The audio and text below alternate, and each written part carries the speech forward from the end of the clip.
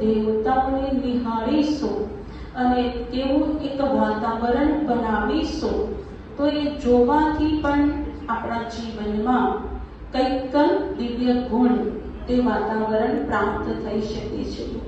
સાથે જ્ઞાન સાંભળવાથી પણ કઈ રીતે તે મૂલ્યોને ધારણ કરી અને આપણા જીવનની અંદર જેટલા દેવતાની મૂલ્યો હશે એટલા અવગુણો દૂર થઈ જશે. જેટલું દેવત્વ પ્રાપ્ત થાય છે એટલું જ આપણે પોતાના ઘરની અંદર પણ ઘરને સ્વર્ગ બનાવી શકીએ છીએ. એટલું જ નહીં, વિશ્વની અંદર પણ આપણે સ્વર્ગને સ્થાપન કરી શકાય છે.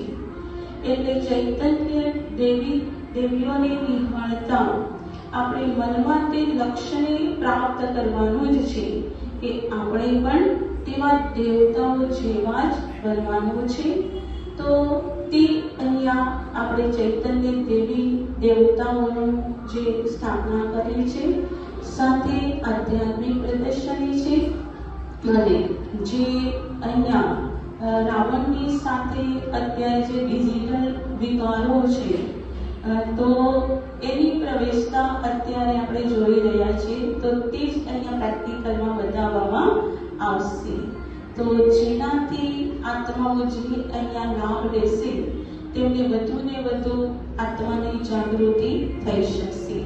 ત્યારબાદ રાજયોત્સવીનું પણ આયોજન કરવામાં આવેલ છે. એટલે 20, 21, 22 3 દિવસ આ ઝાંખી રહેશે અને 23 તારીખે રાજયોત્સવી છે. તો તેનો પણ બધા ભાઈ બહેનો અહીંયા જ લાભ લેશે. એટલે આટલું સુંદર સેવાનું જે આયોજન કરવામાં આવ્યું છે તેનો જે શ્રેય છે અથવા તેનું જે પુણ્ય કર્મ છે એ આપણા રોટરી ક્લબના જે ભાઈ હિરેનભાઈ, ડૉક્ટર નથવાણી સાહેબ તથા સાથે જોડાયેલા સર્વ સભ્ય, તો બધાના જેવા શું ભાવ છે કે નહીં અહીંયા કંઈક આવું સારું કાર્ય થઈ શકે. જેના માટે આપણને અહીંયા આ સેવા આપી છે. તો જેમ કહીએ છીએ કે કોઈ શાંતિનું દાન કરીએ છીએ તો શાંતિનું બી નાખીશું તો આપણને શાંતિ અવશ્ય મળવાની જ છે. કોઈને ખુશી આપીએ છીએ તો તેનું બી નાખીશું તો તે ખુશી આપણને મળવાની જ છે.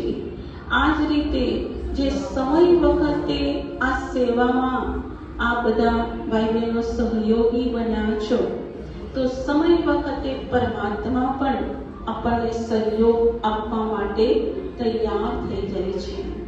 એટલે જે આ સેવા માટે આ રોટરી ક્લબના જેટલા બી ભાઈ બહેનોના જે શુભ વિચારો હતા તો તેઓનો હું બ્રહ્માકુમારી સંસ્થા તરફથી ખૂબ ખૂબ દિલથી અને પ્યારથી આભાર વ્યક્ત કરું છું કે આપ સર્વનો ખૂબ ખૂબ આભાર છે, અભિનંદન છે કે જે આ સેવાનું કાર્ય અત્યારે આપણે જોઈ રહ્યા છીએ.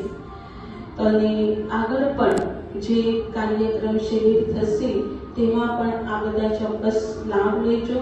અને હજુ 3 દિવસ છે કે જે આજે નથી આવી શક્યા તો હજુ આગળના 3 દિવસ પણ 7 વાગે રોજ જ આરતી રહેશે. એટલે એવા બધા